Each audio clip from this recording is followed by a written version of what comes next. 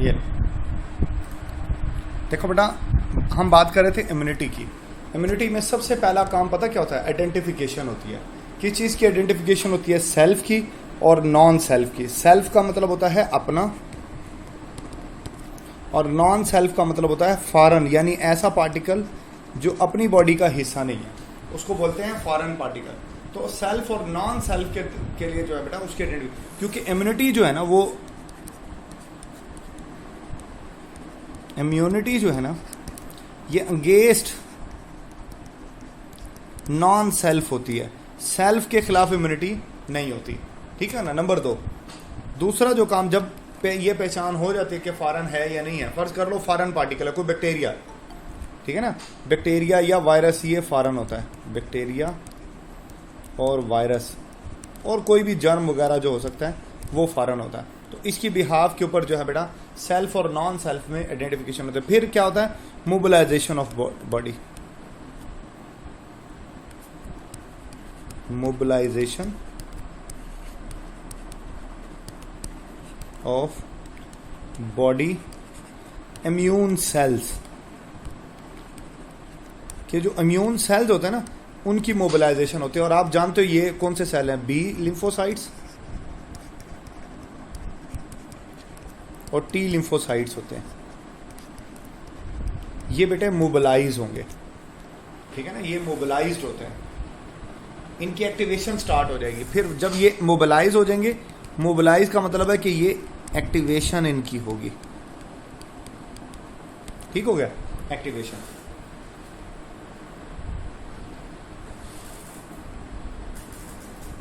फिर तीसरा काम जो है बेटा रेस्पॉन्स।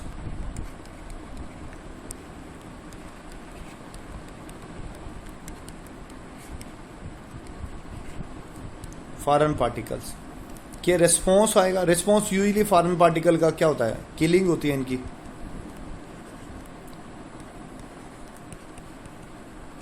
जो आपके जो इम्यून सेल होते हैं, जो बी लिम्फोसाइट और टी लिम्फोसाइट है, ये जो है बेटा वो किलिंग करते हैं। ये जो सारा प्रोसेस है ना, एज अ होल बेटे इसको इम्यूनिटी कहा जाता है।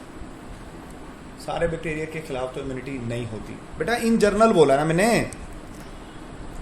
ये इन जनरल बोला है, या आप foreign particle in general bacteria या वायरस में से होता है।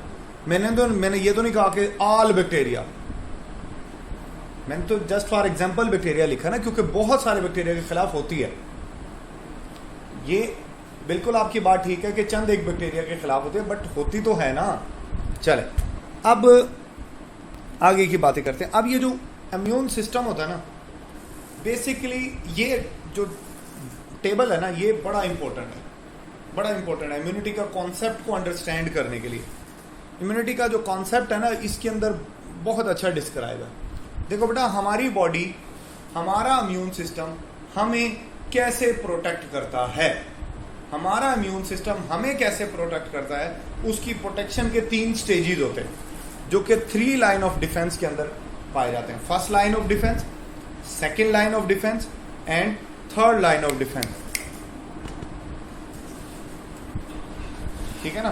फर्स्ट लाइन ऑफ डिफेंस होता है, ये ऐसे ही है जैसे किसी मुल्क की हिफाजत हो रही है, ऐसे ही हमारा इम्यून सिस्टम हमारी बॉडी की हिफाजत करता है। कोई भी मुल्क सबसे पहले क्या करता है? अपनी बाउंड्री की हिफाजत करता है, जिसको आप जो है बेटा वो बॉर्डर बोलते हो। बॉर्डर बोलते हो ना, तो अपनी बाउंड्री की हिफाजत करते हैं। ऐसे ही हमारी बॉडी अपनी बाउंड्री से हिफाजत करती है। जी मुझे पता है वो स्टूडेंट ज्वाइन होना चाहती है, मैं जानबूझ के उसको एक्सेप्ट नहीं कर रहा, लेट आने की सजा होनी चाहिए।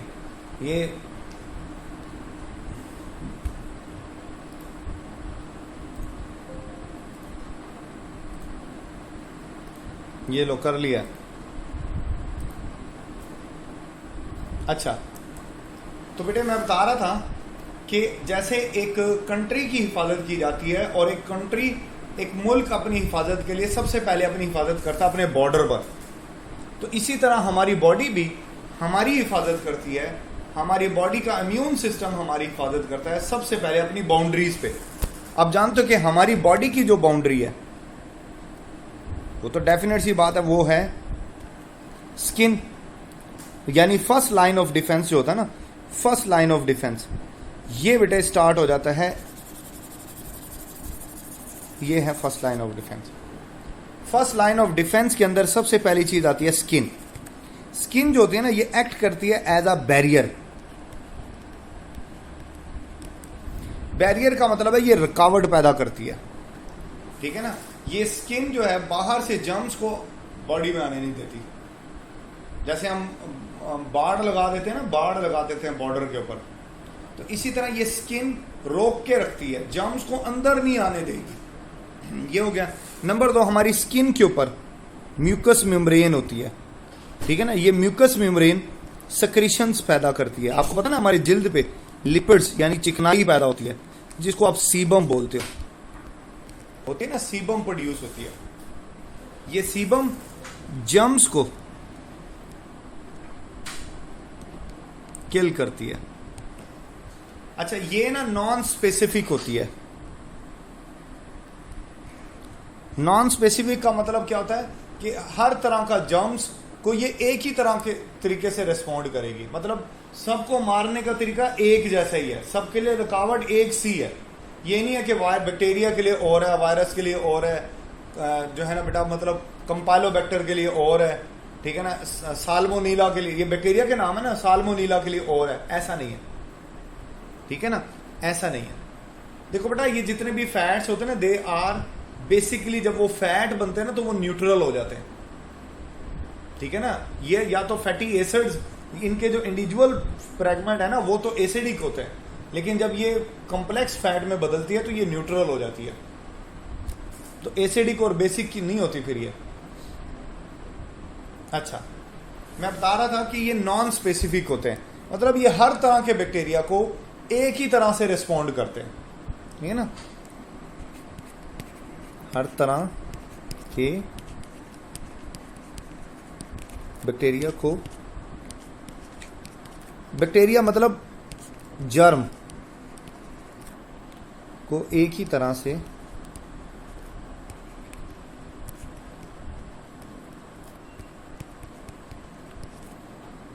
करते हैं, ठीक है। अच्छा, अब ये नॉन स्पेसिफिक हो गया। ये ना इनेट होते हैं, यानी ये बाय बर्थ होती है इम्यूनिटी, ये बाद में नहीं पैदा होती, ये बाय बर्थ हर इंसान में होती है। जो हेल्दी होगा उसमें ज़्यादा बेटर होगी, जो बंदा बीमार होता है ना उसमें ज़रा ये डिजीज़ की वजह से ये लेस हेल्दी होती है, ठीक है ना। होती सब में, होती सब में, ठीक है ना। तो म्यूकस मेम्ब्रेन और ये चीज़ें जो है बेटा, ये आपको प्रोटेक्ट कर रही हैं। तो ये आ जाता है फर्स्ट लाइन ऑफ डिफेंस के अंदर। ये किस में आएगा? फर्स्ट लाइन ऑफ डिफेंस में। अब आ जाते हैं सेकेंड लाइन ऑफ डिफेंस। अब फर्ज कर लें एक जर्म है, उसको बॉडी में एंटर होने का मौका मिल गया, फर्ज कर लो ये है सेकेंड लाइन ऑफ डिफेंस। फर्ज कर लो कि एक जर्म है, उसको स्किन फट गई, स्किन फटी हुई थी, या आपने खारिश करके खून निकाल लिया और जर्म को अंदर दाखिल होने का मौका मिल गया, तो फिर क्या होगा? ये भी इनेट होती है, ये भी नॉन स्पेसिफिक होती है। इसका भी ये सबको एक ही तरीके से मारेगी। सबसे पहले जो वाइट ब्लड सेल्स होते हैं ना, जो ल्यूकोसाइट्स होते हैं, वो एक्टिवेट हो जाता है। फैगोसाइटिक ल्यूकोसाइट जो है बेटा, वो एक्टिव हो जाते हैं। ये phagocytic leucocytes basically these are, basically ये जो है ना बेटा, ये एक मिनट दीजिएगा बस।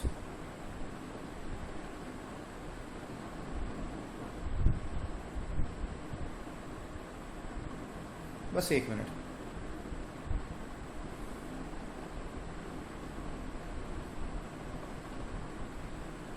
अच्छा, ये जो होते हैं ना, ये WBCs हैं, ये जर्नल रेस्पॉन्ड करते हैं, ठीक है ना। कोई भी तरह का ऐसा फॉरेन पार्टिकल आएगा जो कि हमारे बॉडी को नुकसान पहुंचा सकता है, ये उसको किल कर देंगे, ठीक हो गया ना, ये उसको मार देंगे। अच्छा, अब इसी तरह बहुत सारी एंटी माइक्रोबियल प्रोटीन्स हमारे यहाँ प्रोड्यूस होती हैं। एंटी माइक्रोबियल प्रोटीन, इन प्रोटीन्स ये आपका कुव्वत मदाफाती निज़ाम पैदा करता है, ठीक है ना। ये जो है बेटा बहुत सारी होती हैं, ये एक आध नाम लिख देता हूँ, जैसे डेफिसिन होती है, ये सिलेबस में नहीं है बट नॉलेज के लिए बता रहा हूँ। डेफिसिन है, इस तरह बीटा डेफिसिन होती है, बीटा 1 बीटा 2 डेफिसिन होती है। ये डेफिसिन बड़ी मशहूर है, ये एक प्रोटीन है, ठीक है ना। ये क्या करती है, ये जर्म्स के ऊपर अटैक करती है और मारती है। ये एंटीबॉडी नहीं है, this is not an antibody, ये जर्म्स को किल करती है। इसी तरह बाज़ औक़ात क्या होता है कि बेटा इन्फ्लामेटरी रिस्पॉन्स जनरेट होता है।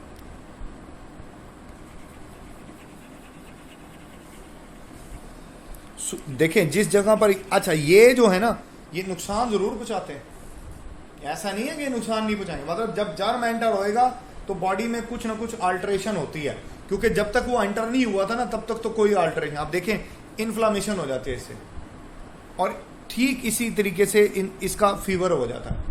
बंदे की बॉडी का टेम्परेचर जो है ना वो इंक्रीज कर जाता है, एक्सीड हो जाता है। अब टेम्परेचर जो इंक्रीज करना ना, इसके बेसिकली दो फंक्शन होंगे। टेम्परेचर को इंक्रीज करने से ना दो काम होते हैं। नंबर 1, हाई टेम्परेचर जो होता है ना,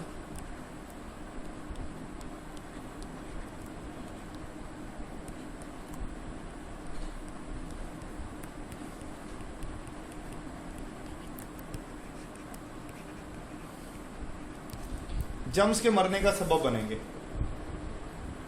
बैक्टीरिया मरेंगे इससे। जब बॉडी का टेम्परेचर बढ़ेगा ना, एक फायदा तो ये है। दूसरा फायदा, ये एक ट्रिगर है, trigger of body.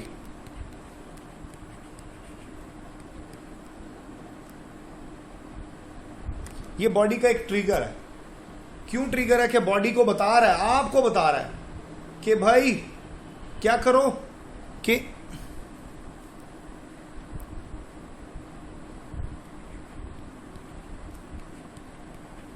Provide some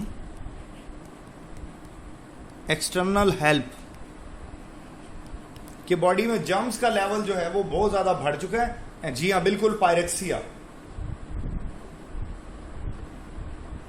जी बेटा, बिल्कुल सही लिख रही हो बेटा तहरीम, ये इंटरफेरॉन भी इसमें शामिल होते हैं,